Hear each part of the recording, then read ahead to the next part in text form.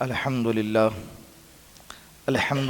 نحمده ونستعينه ونستغفره ونؤمن به ونتوكل عليه ونعوذ بالله من شرور أنفسنا ومن سيئات أعمالنا من يهده الله فلا مضل له ومن يضلله فلا هادي له ونشهد أن لا إله إلا الله وحده لا شريك له ونشهد أن سيدنا وسندنا وحبيبنا ومولانا محمدا عبده ورسوله أما بعد فقد قال الله تبارك وتعالى في القرآن المجيد والفرقان الحميد فأعوذ بالله من الشيطان الرجيم بسم الله الرحمن الرحيم قل أعوذ برب الفلق من شر ما خلق ومن شر غاسق إذا وقب ومن شر النفاثات في العقد ومن شر حاسد إذا حسد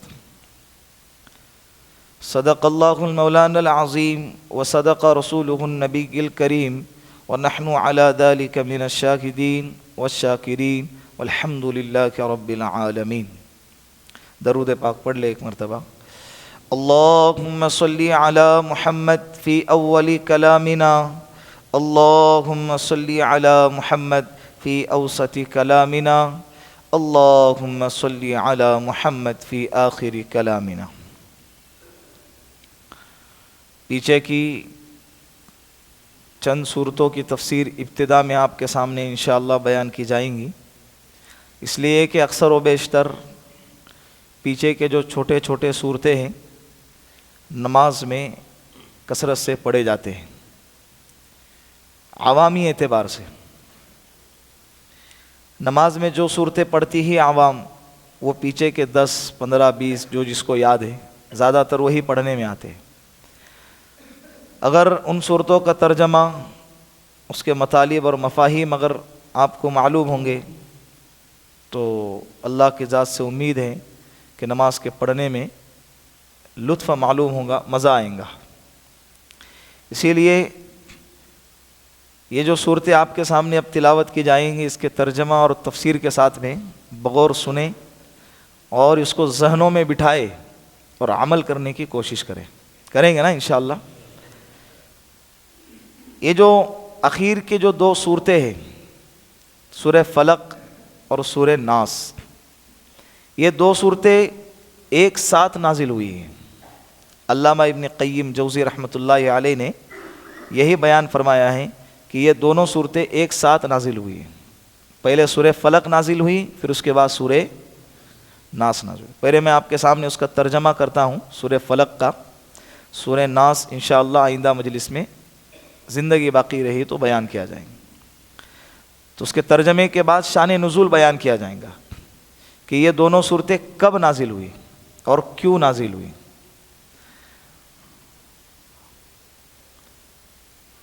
بسم اللہ الرحمن الرحیم.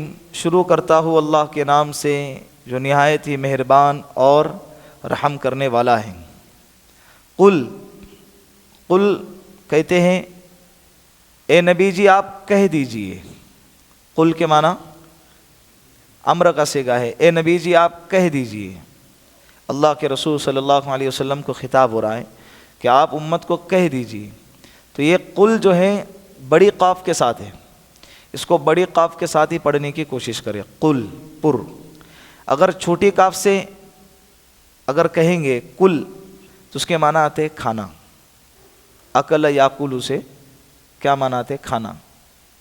تو ترجمہ کہاں سے کہاں جا رہا ہے، اسی لیے کہتے ہیں قرآن کریم کو تجوید کے ساتھ اس کے حروف کی صحیح ادائیگی کے ساتھ پڑھنے کی کوشش کرنا چاہیے، ورنہ معنی بدلیں گے نماز فاسد ہوں گی. لحن کی 2 قسمیں ہیں. لحن کہتے ہیں غلطی. قرآن کریم کے پڑھنے میں جو غلطیاں ہوتی ہیں اس کو لحن کہتے ہیں. اس کی کتنی صورتیں ہیں؟ 2. ایک لحن جلی اور ایک لحن خفی. لحن جلی یعنی بڑی غلطی، ایک حرف کی جگہ دوسرے حرف کو پڑھ دینا، ڈائریکٹ حرف ہی بدل دیا گیا. اور ایک حرف کی جگہ دوسرا حرف تو پڑھا لیکن پڑھنے کے بعد معنی اتنا خراب ہو گیا کہ جس کی وجہ سے نماز فاسد ہو جاتی ہے تو اس کو کہتے ہیں لحن جلی، اور ایک ہے لحن خفی، تجوید گنہ مد وغیرہ کے اندر اونچ نیچ کیا ہے، مد میں کھینچنے میں تھوڑا جتنا کھینچنا چاہیے تھا اتنا نہیں کھینچا ہے، یہ لحن خفی ہے، چھوٹی غلطی ہے، یہ غلطی کے اوپر نماز فاسد نہیں ہوتی ہے، لیکن لحن جلی کا خیال ہمیں ہونا چاہیے، بڑی غلطی کا خیال ہونا چاہیے۔ جتنے صورتیں یاد ہے 10 15 20 گنتی کے یاد ہوتی ہیں، اتنے صورتیں تو اچھی ہونی ہی چاہیے، اگر وہ بھی صورتیں اچھی نہیں ہے تو کیا فائدہ ہے؟ سمجھ رہے بات؟ ابھی جیسا 14ویں پارے میں ایک آیت ہے، الا بذکر اللہ تطمئن القلوب، الا بذکر اللہ تطمئن القلوب، سنو، خبردار ہو جاؤ، آگاہ ہو جاؤ، دلوں کا اطمینان، دلوں کا اطمینان اللہ کہہ رہے ہیں میری یاد میں ہے، بذکر اللہ، اللہ کے یاد میں، تطمئن القلوب، قلوب بڑی قاف کے ساتھ، قلوب دلوں کا اطمینان۔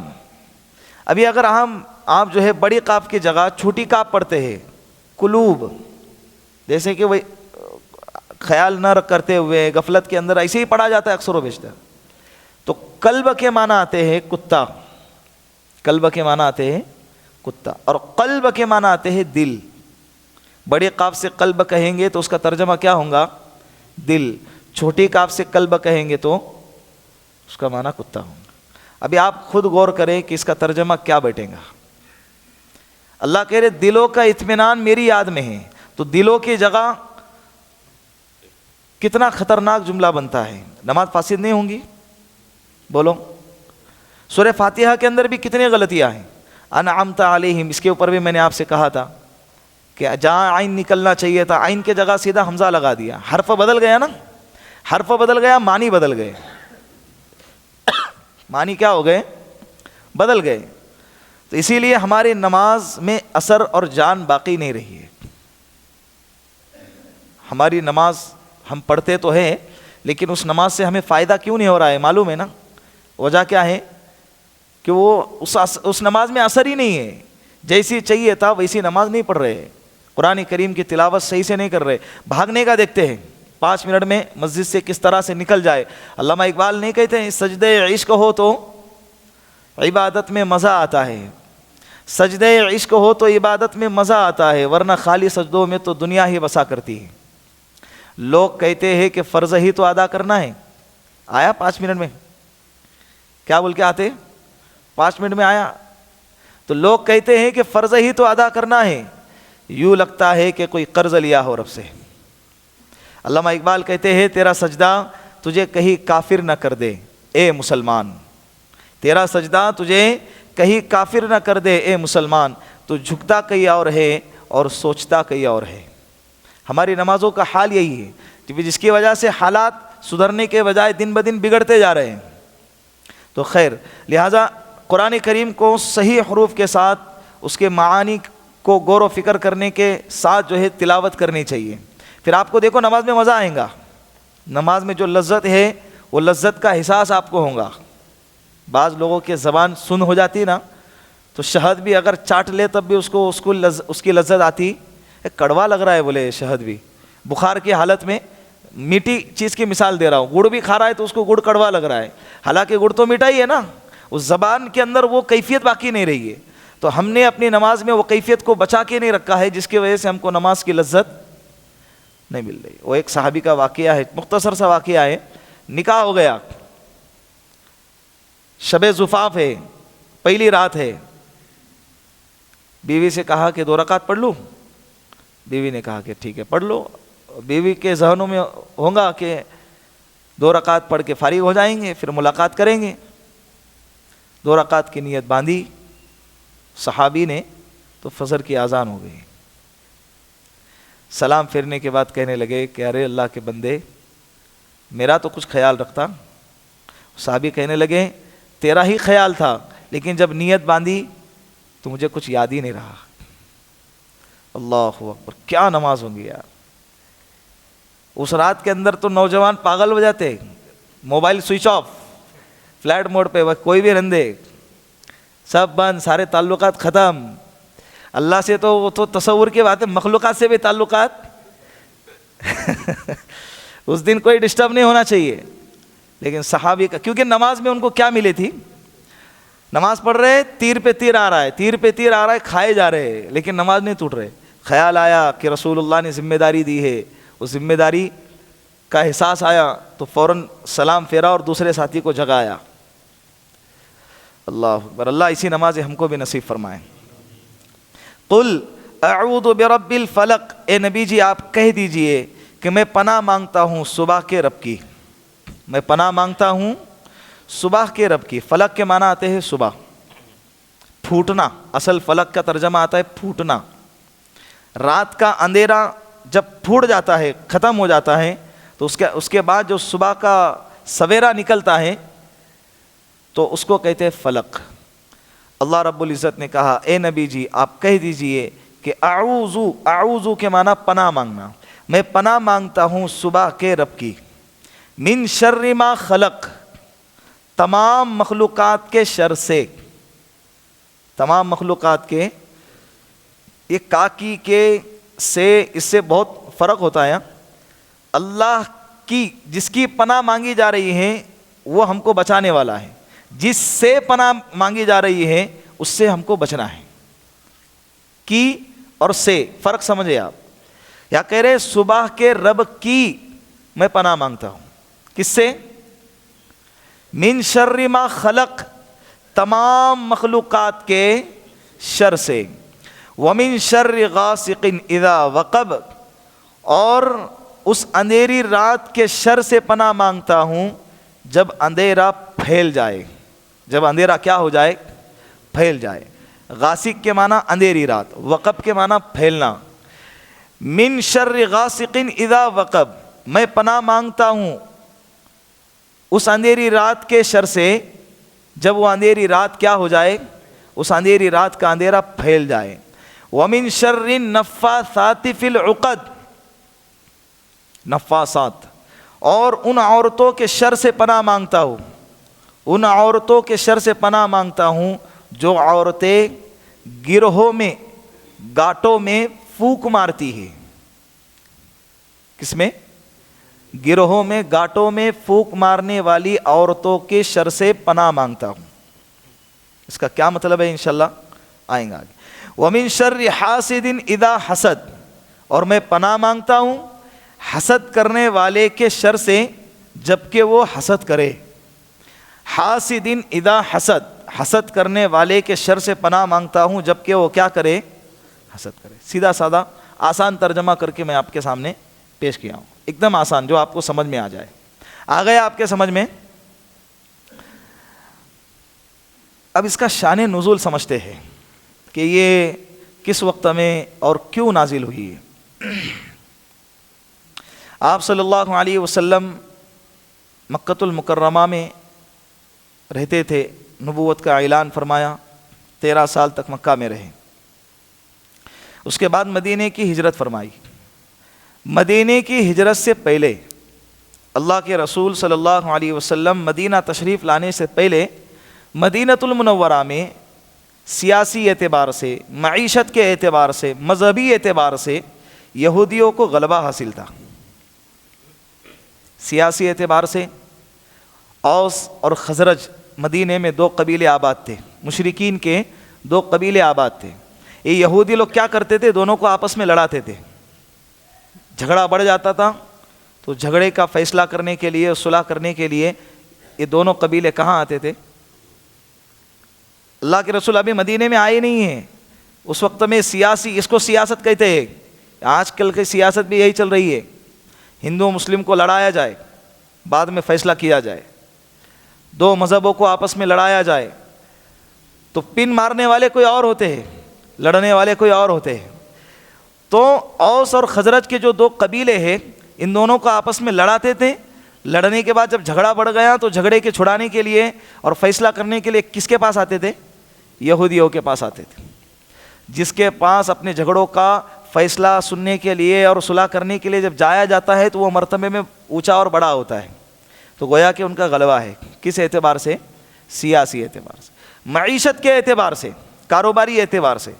یہودی لوگ بڑے تاجر ہوا کرتے تھے، بڑے بڑے چیزوں کی تجارت کرتے تھے۔ اس وقت میں مدینے کے اندر جو اصل باشندے رہتے تھے، مدینے کے رہنے والے رہواشی وہاں کے، ان لوگوں کا جو رہنا کھانے پینے کا جو نظام چلتا تھا کاروبار کا، وہ کاشتکاری تھا، زراعت، کھیتی باڑی۔ تو ان لوگوں کو قرض کی زیادہ ضرورت پڑتی تھی، جیسے کہ آج کے زمانے میں بھی جیسے کسان لوگ، کسان یوجنا بولتے ہیں، نہیں، کسانوں کو اکثر و بیشتر قرض لینا پڑتا ہے، ادھار لینا پڑتا ہے۔ تو اس وقت میں جو مدینے کے اصل باشندے تھے ان کی کیا تھی؟ کھیتی باڑی ہوا کرتی تھی، اور اکثر و بیشتر ان کو قرضہ لینے کی نوبت آتی، تو قرضہ کس سے لیتے؟ یہودیوں کے پاس سے لیتے تھے۔ یہودیوں کا ایک مارکیٹ چلتا تھا، وہ اپنا غلہ یہودیوں کے مارکیٹ میں لا کے بیچتے تھے۔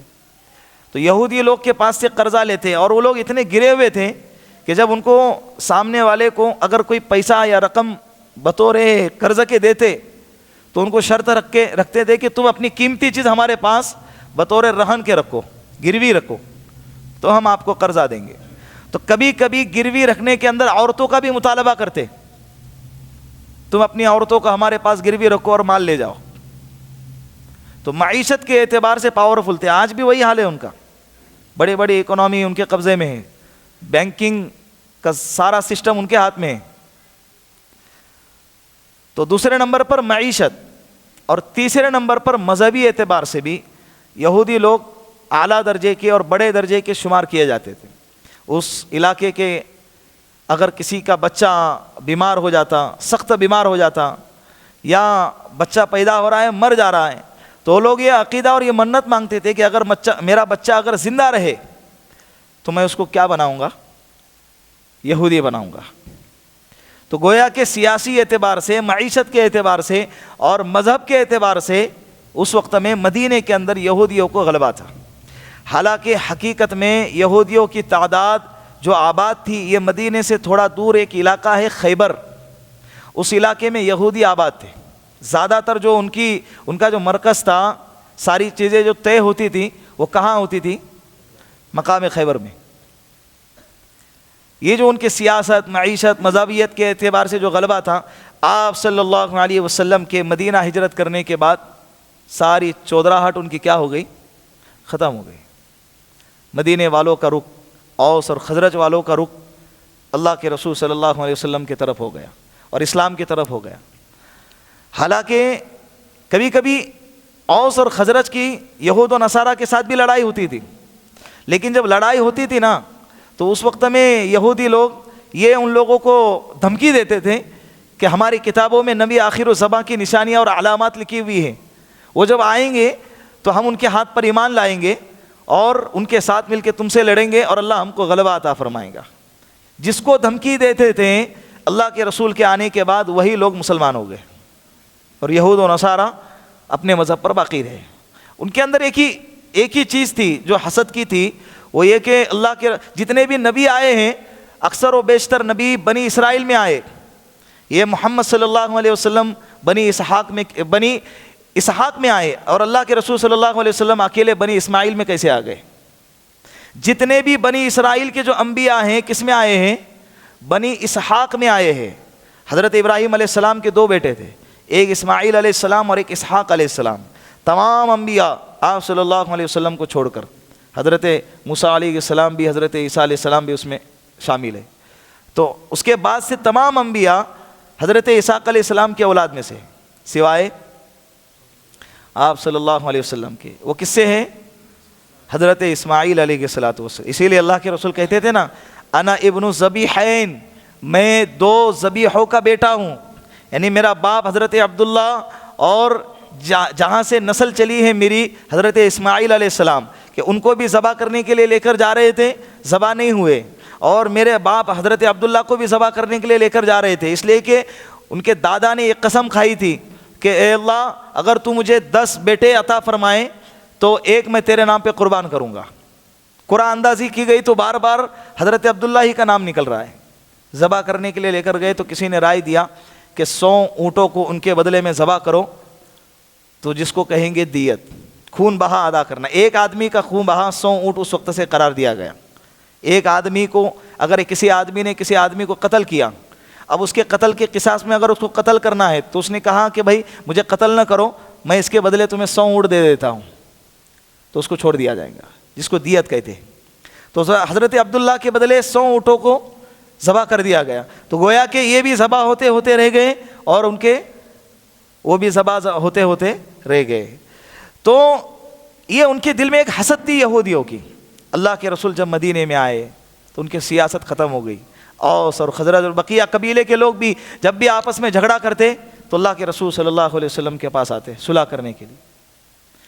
جب کسی بندے کی چلتی ہو نا اور اچانک کوئی ایسا بندہ آ جائے کہ جس کی وجہ سے اس کی چلنا بند ہو جائے تو اس کے سینے میں آگ لگ جاتی ہے، اس کے سینے میں آگ لگا، اور یہ آگ بہت خطرناک ہوتی ہے، جلا کے راکھ کر دیتی ہے اس کے خود کو۔ تو یہودی لوگ اندر ہی اندر سے بہت تکلیف میں تھے۔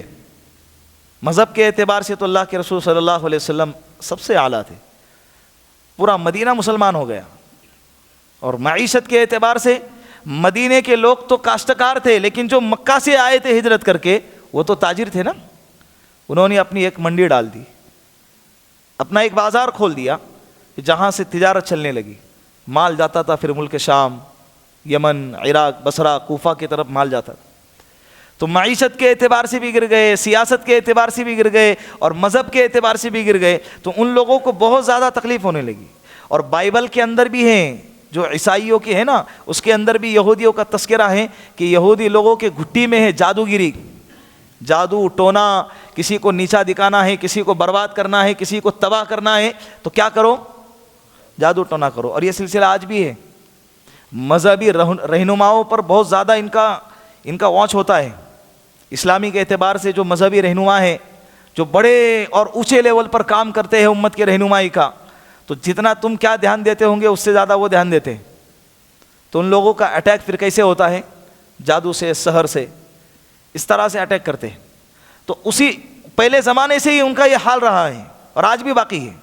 تو بائبل میں بھی اس کا تذکرہ ہے کہ یہودی لوگ جادو ٹونا زیادہ کیا کرتے تھے۔ اب وہ تپنے لگے کہ دن بدن محمد صلی اللہ علیہ وسلم کی ترقی ہی ہوتی جا رہی ہے اور ان کے اصحاب کی بھی ترقی ہوتی جا رہی ہے، اسلام بڑھتے ہی جا رہا ہے، پھیلتے ہی جا رہا ہے، پھولتے ہی جا رہا ہے۔ تو سب سے پہلے جادو ٹونے سے پہلے ان لوگوں نے کیا کیا؟ سازشوں کے ذریعے اللہ کے رسول کو تکلیف پہنچانے کی کوشش کی۔ مدینے کی خبریں مکہ پہنچا رہے، مدینے کی خبریں ملک شام پہنچا رہے۔ اللہ کے رسول صلی اللہ علیہ وسلم کے جتنے بھی دشمن تھے ان دشمنوں تک اللہ کے رسول کی خبریں پہنچائی جا رہی ہے۔ کہاں سے؟ مدینے سے۔ بھیس بدل کے اور یہودیوں میں کچھ منافق بن گئے، اور منافق لوگ مسجد میں آتے تھے، نماز میں شریک رہتے تھے، مجالس میں شریک رہتے تھے، ساری خبریں رکھتے تھے اور جا کے پھر یہودیوں کو سب کچھ سنایا کرتے تھے۔ یہودی لوگ باقاعدہ پھر اس کی ایک لسٹ بنا کے ساری جو ایکٹیویٹیز ہے جمع کر کے اللہ کے رسول کے دشمنوں کو پہنچایا کرتے تھے۔ خیر، تمام شر سے اللہ رب العزت نے ہمارے آقا محمد عربی صلی اللہ علیہ وسلم کی اور ان کے اصحاب کی حفاظت فرمائی۔ بات سمجھ میں آ گئی؟ یہ تکلیف دیتے رہے۔ سن ہجری 1، 2، سن ہجری 2 میں بدر پیش آیا، سن ہجری 3 میں غزوہ احد پیش آیا، اور سن ہجری 5 میں غزوہ خندق پیش آیا۔ سن ہجری 7 کے اندر صلح حدیبیہ ہوا۔ سن ہجری 6 میں اللہ کے رسول عمرہ کرنے کے لیے گئے تھے۔ سن ہجری 7 میں عمرہ کرنے کے لیے گئے تھے، لیکن عمرہ کرنے دیے نہیں، ان کو عمرے کی اجازت نہیں دیے۔ تو بعد میں عمرۃ القضاء پیش آیا۔ تو سن ہجری 7 میں صلح حدیبیہ ہوا، سن ہجری 8 میں فتح مکہ ہو گیا۔ مکہ کا فتح ہوا سن ہجری، مدینہ اللہ کے رسول جانے کے 8 سال کے بعد مکۃ المکرمہ فتح ہو گیا۔ تو صلح حدیبیہ کے بعد مدینے کے اندر ایک قبیلہ تھا، جس قبیلہ بنو زریق، اس قبیلے کے کچھ لوگ یہودی بن گئے تھے۔ اس میں سے ایک شخص تھا لبید ابن اعصم، نام یاد رکھو، لبید ابن اعصم۔ یہ جادوگر تھا، بہت بڑا ماہر جادوگر، اور اس کی بیٹیاں بھی۔ تو خیبر کے کچھ لوگ یہودی ایک وفد بنا کر لبید ابن عاصم کے پاس آئے اور اس سے کہا کہ ہم تمہیں اتنی رقم دے دیں گے، محمد صلی اللہ علیہ وسلم پر تمہیں جادو کرنا ہے۔ وہ مان گیا، کیونکہ اس کے دل میں بھی نفرت تھی، اس کے دل میں بھی دشمنی تھی، اس کو بھی ستانا اور تکلیف دینا تھا۔ تو اس نے کام پہ لگا دیا. ایک یہود کا بچہ آپ صلی اللہ علیہ وسلم کی خدمت کیا کرتا تھا. اس سے کہا کہ تو آپ صلی اللہ علیہ وسلم کے سروں میں جو کنگھی کرتا ہے تو اس کنگھی کا دانت اور اللہ کے رسول صلی اللہ علیہ وسلم کے بال مبارک کو میرے پاس لیا. بخاری شریف میں ان واقعے کا تذکرہ ہے, کتاب الطب حدیث نمبر 433 بخاری کے اندر اس واقعے کا تذکرہ ہے. تو اس بچے نے کنگھی کا دانت توڑا اور آپ صلی اللہ علیہ وسلم کے چند بال مبارک کو لے کر لبید ابن عاصم کی خدمت میں لے گیا اور اس کو دے دیا. کھجور کا گوشہ خوشہ لیا, کھجور کا خوشہ, اور کھجور بھی کیسے نر کھجور, کھجوروں کے اندر بھی نر کھجور مادہ کھجور ہوتے تھے, تو نر کھجور کے خوشے کو لیا اور آپ صلی اللہ علیہ وسلم کے بال مبارک کو 11 گاٹوں میں باندھ کر, بالوں کو کتنے گاٹوں سے باندھا؟ 11 گاٹوں کو باندھا اور کنگھی کے دانت میں پرویا اور اس کو قبیلے بنو زریق میں ایک کنواں تھا ذی اوران نام کا. کنویں کا نام کیا ہے؟ ذی اوران. اس کنویں کے اندر بالکل تہ میں جا کے ایک پتھر کے نیچے لے جا کر اس کو دبا دیا. جس وقت دبایا آپ صلی اللہ علیہ وسلم کو تکلیف شروع ہو گئی. تکلیف 2 طرح کی شروع ہو گئی. ایک تکلیف تو کہ اللہ کے رسول کو کمزوری آ گئی, بہت کمزوری آنے لگی, اور کبھی کبھی یوں لگتا تھا کسی نے اللہ کے رسول کے بدن پہ پہاڑ رکھ دیا, اٹھا نہیں جاتا تھا. ایک تو ایک ضعف, کمزوری, اور دوسرے قسم کا جو اثر شروع ہوا, کس قدر کی بھول. آپ امی فرماتی ہیں عائشہ صدیقہ رضی اللہ عنہا کہ اس جادو کا اثر یہ ہوا کہ اللہ کے رسول صلی اللہ علیہ وسلم کبھی کبھی کچھ کام کرتے تھے اور پھر بھول جاتے تھے کہ میں نے وہ کام کیا کہ نہیں کیا. لیکن اس کا اثر جو ہے نا نبوت کے کام پر نہیں ہوا, وہی پر, قرآن کریم کے نازل ہونے کے بعد امت تک پہنچانے پر, اور نبوت کا جو کام ہے, نبوت کا جو مشن ہے, جو ذمہ داری ہے, اس جادو کا اثر اس ذمہ داری پر نہیں ہوا, اس کام پر نہیں ہوا. باقی بھول جاتے تھے لیکن وہ دنیاوی کام کاج, نبوت کے جو کام کاج ہوتے تھے وہ اللہ کے رسول نہیں بھولتے تھے. لیکن یہ تکلیف رہی کتنے دن؟ 6 مہینے تک تکلیف رہی اللہ کے رسول کو. اس درد میں, اس تکلیف میں آپ صلی اللہ علیہ وسلم 6 مہینے تک رہے.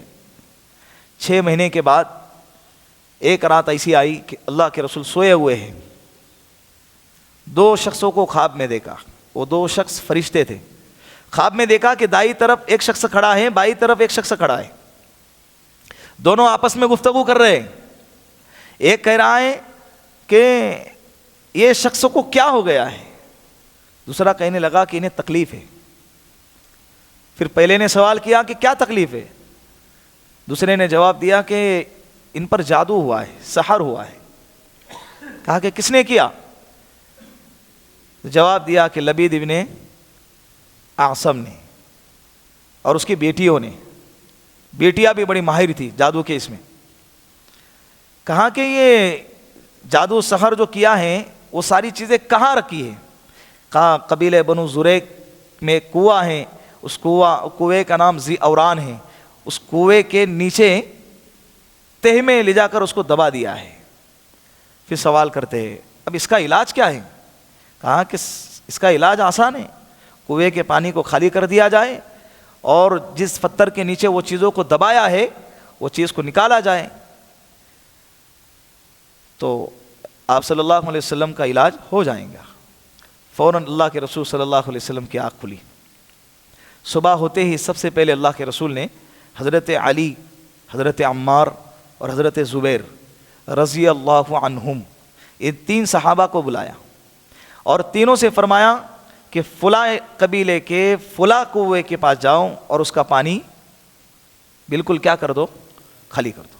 اور آپ صلی اللہ علیہ وسلم بذات خود بھی ان تینوں کے ساتھ چلے گئے, تشریف لے گئے. تینوں نے کنویں کا پانی خالی کر دیا. پانی بالکل خالی ہونے کے بعد جس جگہ پہ خواب میں بتایا گیا تھا اس جگہ کو جب دیکھا گیا, پتھر کو ہٹایا گیا, تو واقعتاً آپ صلی اللہ علیہ وسلم کے کنگھی کے دندانے, دانت مبارک اور آپ صلی اللہ علیہ وسلم کے بال مبارک کو وہاں پر رکھا ہوا تھا، اس کو نکالا گیا۔ اسی وقت حضرت جبرائیل علیہ الصلاۃ والسلام تشریف لائے اور یہ دو صورتیں سورہ فلق اور سورہ ناس اللہ کے رسول صلی اللہ علیہ وسلم پر نازل فرمائی، اور فرمایا کہ نبی جی ان دو صورتوں میں 11 آیتیں ہیں، ایک ایک آیت پڑھتے جاؤ اور ایک ایک گرہ کھولتے جاؤ، ایک ایک گاٹھ کھولتے جاؤ۔ آپ صلی اللہ علیہ وسلم نے اسی طرح کیا جیسے حضرت جبرائیل علیہ الصلاۃ والسلام نے ان کو حکم دیا تھا، ایک گاٹھ کھولتے، ایک آیت پڑھتے اور ایک گاٹھ کھول دیتے، ایک آیت پڑھتے اور ایک گاٹھ کھول دیتے۔ اس طرح سے 11 آیتیں تلاوت فرمائی اور 11 گاٹھوں کو کھولا۔ جیسے ہی 11ویں گاٹھ کھل گئی، اللہ کے رسول صلی اللہ علیہ وسلم بالکل تندرست اور ٹھیک ہو گئے۔ آقا فرماتے ہیں کہ مجھے یوں لگنے لگا کہ گویا کہ کسی نے میرے اوپر سے پہاڑ کو ہٹا دیا ہو، میرے اوپر سے پہاڑ کو کسی نے ہٹا دیا ہو، بالکل درست ہو گئے۔ اب جس نے جادو کیا ہے یہ کس کو پتا تھا؟ صرف کس کو پتا تھا؟ آپ صلی اللہ علیہ وسلم کو پتا تھا۔ ابھی بعض روایت میں یہ ہے کہ اللہ کے رسول نے ان کا نام ہی نہیں لیا، کسی کو بتایا ہی نہیں۔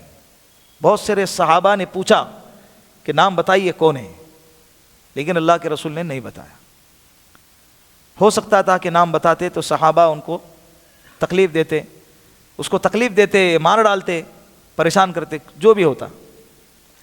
لیکن بعض پختہ روایت سے معلوم ہوتا ہے کہ اللہ کے رسول نے ان کا نام ذکر فرمایا، اس کا جادوگر کا نام اور اس کی بیٹیوں کا نام ذکر فرمایا۔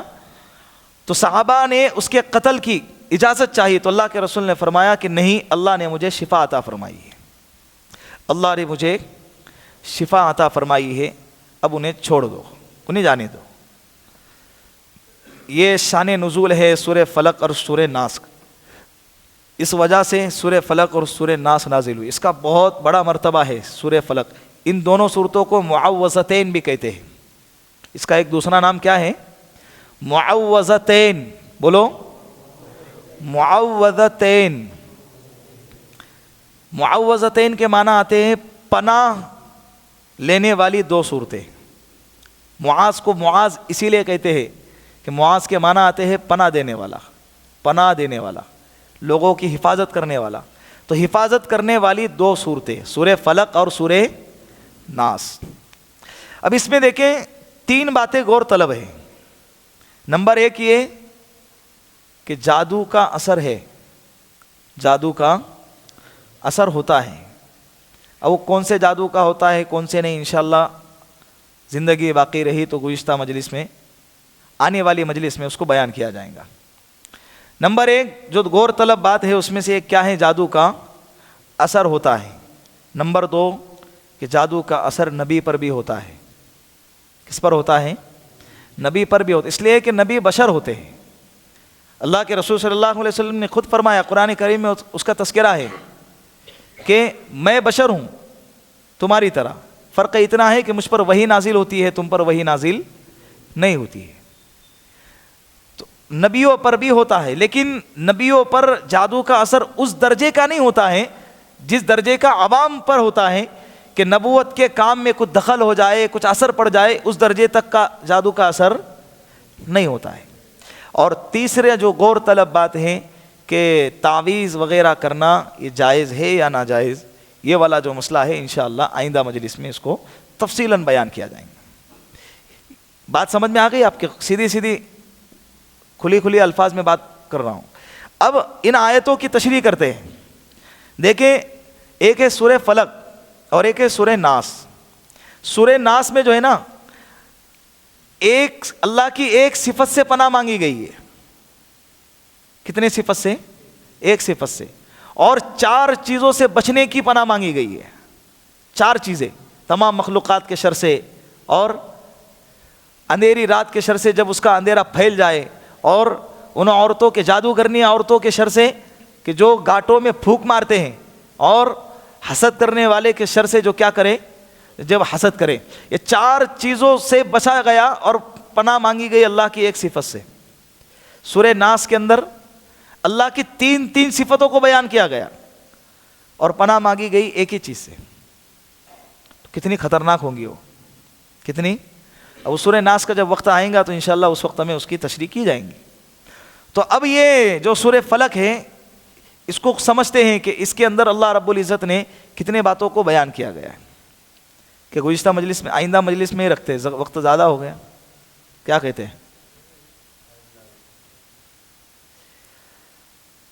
میں مختصر انداز میں اس کو ختم کر دیتا ہوں، اشارتاً اس کی طرف کرتے ہوئے. قل اعوذ برب الفلق، قل اعوذ برب الفلق. اللہ کہہ رہے کہ نبی جی کہہ دیجئے میں پناہ مانگتا ہوں صبح کے رب کی، من شر ما خلق، تمام مخلوقات کے شر سے. اب اس کے اندر سب آ گئے، انسان آ گئے، جنات آ گئے، جانور آ گئے، درندے آ گئے، اور زہریلے سانپ بچھو آ گئے، اور اسی طرح سے وہ کھانا آ گیا جس کھانے کی وجہ سے بیماری پیدا ہوتی ہے، جس کھانے کی وجہ سے تمام مخلوقات میں جتنے بھی چیزیں ہیں، اور ان مخلوقات کے چیزوں میں جتنے بھی شر ہیں، نقصان پہنچانے والے اور تکلیف پہنچانے والی جو چیز ہیں، اللہ سے کہا جا رہا ہے من شر ما خلق. اللہ تمام مخلوقات جو تو نے پیدا فرمائے تمام مخلوقات کے شر سے. انسان بھی شر پہنچاتے ہیں. جو انسان کے شر کا ڈر ہوتا ہے، کسی انسان کو کسی انسان کے شر کا، تکلیف دینے کا یا مصیبت کا یا پریشانی کا ڈر ہوتا ہے، تو اس کو چاہیے کہ سورہ فلق اور سورہ ناس کا ورد رکھے. کیا رکھے؟ سورہ فلق اور سورہ ناس کو پڑھتا رہے، اس کا ورد رکھے. یہ سرکشا کوچ ہے ایمان والوں کے لیے. تو تیسرے نمبر پہ ان شر سے پناہ مانگی جاتی ہے جب رات کا اندھیرا ہو اور وہ اندھیرا پھیل جائے. اس لیے پناہ مانگی گئی ہے رات کے اندھیرے سے، اس لیے کہ اکثر و بیشتر جو تکلیف دینے والے جو چیزیں ہیں، جادو ہے، ٹونا ہے، اور چوری کرنے والے چور ہے، ڈاکو ہے، ڈکیت ہے، ان لوگوں کا جو کام کرنے کا جو وقت ہے اکثر و بیشتر کون سا ہوتا ہے؟ رات میں ہوتا ہے، اندھیری رات کے اندر. اور خاص طور پہ جادو ٹونے والے اماؤس کی رات. چور وہ کا اماؤس کا انتظار نہیں کرتے لوٹنے والے اماؤس کا انتظار نہیں کرتے. اس جو رات موقع مل گیا، جب جیب خالی اور اکاؤنٹ خالی ہو گیا تو کمائی کے لیے نکل پڑتے ہیں. ایک ہاتھ مار دیا مہینہ بھر عیش کریں گے. تو رات کے وقتوں کو ڈیسائیڈ کرتے ہیں. تو اس وقت میں تکلیف کے پہنچنے کا اندیشہ ہوتا ہے. جادو ٹونے والے بھی زیادہ تر رات کا انتخاب کرتے ہیں. اور کہتے ہیں نا، کہنے والے نے کہا ہے کہ دن کا شر رات کے خیر سے بہتر ہے. دن کا شر رات کے خیر سے بہتر ہے. اسی لیے کہتے ہیں رات میں سفر نہ کیا کرو تنہا. اگر رات میں سفر کو نکلو گے اور اچانک گاڑی بند ہو گئی، اب بیچ رات میں تم جس کو فون لگاؤ گے 2 بجے، وہ بندہ سویا ہوا ہوگا، وہ کیسے فون اٹھائیں گا؟ پریشان ہو جاؤں گے. پھر اس وقت میں تکلیف کا اندیشہ ہے، شر میں مبتلا ہونے کا، مصیبت میں مبتلا ہونے کا اندیشہ ہے. تو دن کا شر رات کے خیر سے بہتر ہے. تو رات کا جو وقت ہے اس میں زیادہ تر، اور ایک بات، جو گناہ کے اسباب ہوتے ہیں، عورتوں کی عصمت دری اور عورتوں کی عزتوں کو نیلام کرنا، ان کے آبروؤں کو نیلام کرنا، یہ جو ہوتا ہے، یہ شباب اور کباب اور شراب کی محفلیں جو سجتی ہیں اور جمتی ہیں، اس کا جو ٹائم ہوتا ہے وہ ٹائم کون سا ہوتا ہے؟ رات کا ہی وقت ڈیسائیڈ کرتے ہیں. وہ ہے 31 کیا ہے آگے؟ نائٹ. یہ نائٹ کیا ہے؟ رات ہی ہے. تو اس وقت میں شباب کی محفلیں، کباب کی محفلیں، شراب کی محفلیں ہوتی ہے. اللہ سے کہہ رہے اللہ ان تمام شر سے ہماری حفاظت فرما. جادو آ گئے، ٹونا آ گیا، ڈکیت آ گئے، چور آ گئے، زنا آ گیا، شراب آ گئے، شباب آ گئے، کباب آ گئے، عورتوں کی عزت آ گئی، سارے جتنے بھی شرور ہیں تمام شر سے اللہ سے پناہ مانگے. جملہ کتنا چھوٹا ہے لیکن کتنی گہرائی ہے اس میں. اس کے بعد وَمِن شَرِّ النَّفَّاثَاتِ فِي الْعُقَدِ، تیسرے نمبر پہ جس چیز سے پناہ مانگی گئی وہ کیا ہے؟ جادوگرنی عورتوں کے شر سے، جب وہ گاٹوں میں پھونک مارے. جادو ٹونے کے اندر جو ہے نا، اکثر و بیشتر عورتوں کا استعمال ہوتا ہے. مردوں کا بھی ہوتا ہے لیکن مردوں سے زیادہ کس کا استعمال ہوتا ہے؟ عورتیں استعمال میں آ جاتی ہے. اس لیے قرآن کریم میں خاص طور پہ عورت کا تذکرہ فرمایا ہے. 3 عورتوں کے شر سے بھی اللہ رب العزت ہماری حفاظت فرمائے. چوتھے نمبر پر جس چیز کا تذکرہ کیا گیا، جس چیز سے پناہ مانگنے کو کہا گیا، وہ ہے وَمِن شَرِّ حَاسِدٍ اِذَا حَسَد. حسد کرنے والے کے شر سے جب وہ کیا کرے؟ حسد کرے. ایک ہوتا ہے حسد کے، ایک بندہ ہے دوسرے بندے کی ترقی اس سے دیکھے نہیں جا رہی، اندر ہی اندر جل رہا ہے اور اس کے ختم ہونے کے لیے اللہ سے دعا کر رہا ہے، اس کی ترقی ختم ہو جائے، اس کی عزت ختم ہو جائے، اس کا مال و متاع ختم ہو جائے، دعا کر رہا ہے۔ یہ حسد کا جو ہے نا اتنا بڑا نقصان نہیں ہے۔ دوسرا جو حسد ہوتا ہے کہ ایک کو حسد ہے اور اس حسد کو پورا کرنے کے لیے سامنے والوں کو تکلیف پہنچانے کے لیے جس حد تک بھی جانا چاہے اس حد تک جانے کی کوشش کرتا ہے۔ مارکیٹ میں کیا ہوتا ہے؟ حسد ہی ہوتا ہے، اور یہ زیادہ تر فلمی ایکٹروں میں ہوتا ہے۔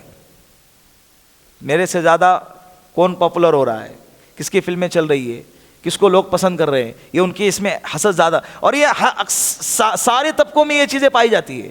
اور جو انسان جس فیلڈ کا ہے اسی فیلڈ کے لوگ اس فیلڈ کے لوگوں سے کیا کریں گے؟ حسد کریں گے۔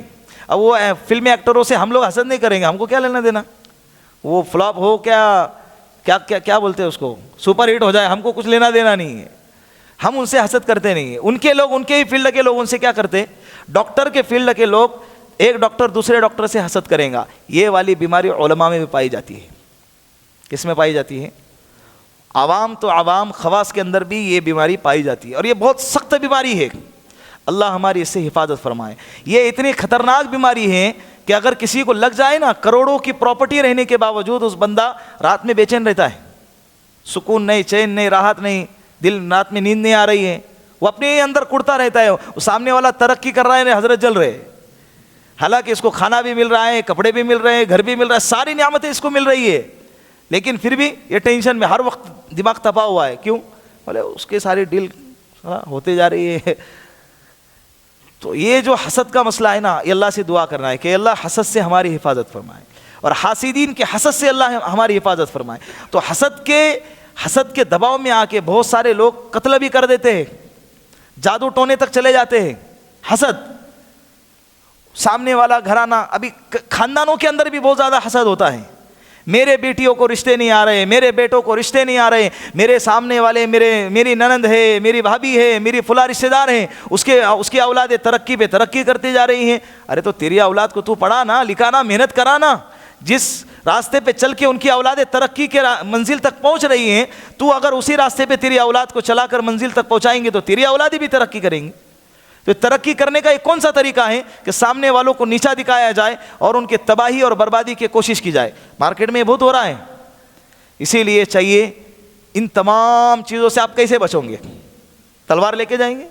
بھائی تو کیوں حسد کر رہا ہے میرے سے؟ بول۔ سورہ فلق اور سورہ ناس سونے سے پہلے روزانہ اس کی تلاوت کر کے اپنے بدن پہ پھونکا کرے۔ امی فرماتی ہیں کہ روزانہ آپ صلی اللہ علیہ وسلم کا یہ معمول مبارک تھا کہ اپنے ہاتھوں پہ سورہ فلق، سورہ ناس اور سورہ اخلاص پڑھ کے دم کرتے تھے اور ہاتھوں کو اپنے بدن پہ پھیرتے تھے جہاں تک کہ آپ کا ہاتھ مبارک جاتا تھا۔ جب مرض میں مبتلا ہو گئے اللہ کے رسول آخری عمر میں، تو آپ صلی اللہ علیہ وسلم کے لیے میں پڑھتی تھی اور اللہ کے رسول کے ہاتھوں پہ دم کرتی تھی، اس لیے کہ اللہ کے رسول کا ہاتھ میرے ہاتھ سے بہت لاکھ درجے زیادہ مبارک ہاتھ ہے، تو میں پڑھ کے اللہ کے رسول کے ہاتھوں پہ دم کرتی اور آپ کے ہاتھوں کو آپ کے بدن پہ پھیرا کرتی تھی۔ 2-3 منٹ لگتے ہیں، سونے سے پہلے سورہ فلق، سورہ ناس، سورہ اخلاص کی تلاوت کیا کرو، صبح میں بھی، سو کر اٹھنے کے بعد اور سونے سے پہلے بھی یہ 3 صورتوں کا معمول اپنی زندگی میں رہنا چاہیے۔ پھر بے فکر ہو جاؤ، کون حفاظت کرے گا؟ اللہ حفاظت کرے گا۔ اللہ رب العزت ان باتوں پر ہم سب کو عمل کرنے کی توفیق عطا فرمائے۔ بسم اللہ الرحمن الرحیم۔ اللہم انت السلام ومنک السلام تبارکت یا ذا الجلال والاکرام۔ اللہم صلی علی سیدنا محمد وآلہ الف مرہ۔ اللہم اعنی علی ذکرک وشکرک وحسن عبادتک یا حی یا قیوم برحمتک نستغیث۔ جزا اللہ ان محمد واہلہ صلی اللہ علیہ وسلم۔ سبحان ربک رب العزت عما یصفون وسلام علی المرسلین والحمد للہ رب العالمین۔